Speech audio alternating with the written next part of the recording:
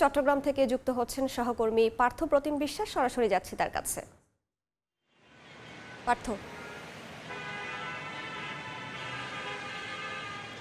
নগরীর যানজট নিরসন, ট্রাফিক ব্যবস্থার আধুনিকায়ন, অবৈধ পার্কিং বন্ধে কাজ শুরু করবে বলে জানিয়েছেন চট্টগ্রামে নবনিযুক্ত পুলিশ কমিশনার। তিনি গতকাল সাংবাদিকদের সাথে যে মতবিনিময় সভা হয়েছে সেই সভায় কিন্তু নগরীর ট্রাফিক ব্যবস্থার যে অব্যবস্থাপনা তার সার্বিক চিত্র ফুটে উঠেছে। সেক্ষেত্রে নগরীর বিভিন্ন জায়গায় কিন্তু যে ডিভাইডারগুলো ট্রাফিক পুলিশের পক্ষ থেকে দেওয়া হয়েছে সেই ডিভাইডারের কারণে পুরো নগরী জুড়ে যানজটের সৃষ্টি হচ্ছে এমন অভিযোগ কিন্তু এসেছেন। এবং বিশেষ করে চট্টগ্রামে সকাল 7:30 থেকে 8:30টার মধ্যে প্রচণ্ড কিন্তু যানজট হয়। বিশেষ করে যারা কাজের উদ্দেশ্যে যান, বিশেষ করে যারা পোশাক কারখানা শ্রমিক রয়েছেন তারা গাড়ি পেতে তাদেরকে আমরা দেখি চরম ভোগান্তিতে পড়তে হয়। আমরা আছি নগরীর টাইগার পাস এলাকায়, নগরীর যে আগ্রাবাদ এলাকা রয়েছে বিভিন্ন জায়গায় কিংবা পিজেড এলাকায় যেতে হলে এই গাড়ির অব্যবস্থাপনার কারণে বিশেষ করে যারা পোশাক কারখানা শ্রমিকরা রয়েছে তাদেরকে সকালে চরম ভোগান্তিতে পড়তে হয়।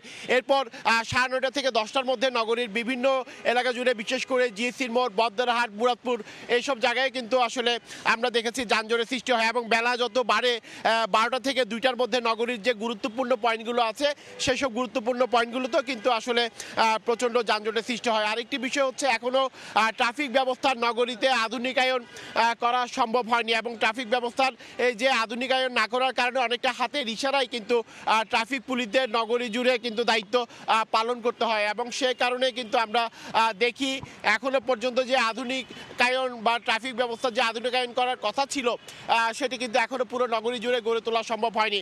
সেক্ষেত্রে চট্টগ্রামের পুলিশ কমিশনার জানিয়েছেন তিনি যেহেতু দায়িত্ব নিয়েছেন সে কারণে নগরীতে যাতে যানজট নিরসন, ট্রাফিক ব্যবস্থার আধুনিকায়ন সহ সার্বিক ব্যবস্থায় তিনি কাজ করবেন এমনটি তিনি গতকাল সাংবাদিক সম্মেলনে এমন বিষয়টি জানিয়েছেন। এবং নগরীতে যেসব জায়গায় যানজটের সৃষ্টি হচ্ছে সেসব যানজট কিভাবে কমিয়ে আনা যায় সেই ব্যবস্থা তিনি নেবেন এবং অবৈধভাবে কোনো পার্কিং যাতে কেউ করতে না পারে সেজন্য সিটি কর্পোরেশনের সাথে একসাথে যৌথভাবে কাজ করবেন বলেও জানিয়েছেন চট্টগ্রামের পুলিশ কমিশনার। তো এই ছিল আমার কাছে এখনো পর্যন্ত নগরীর টাইগার পাস এলাকা থেকে এখানকার সর্বশেষ খবর।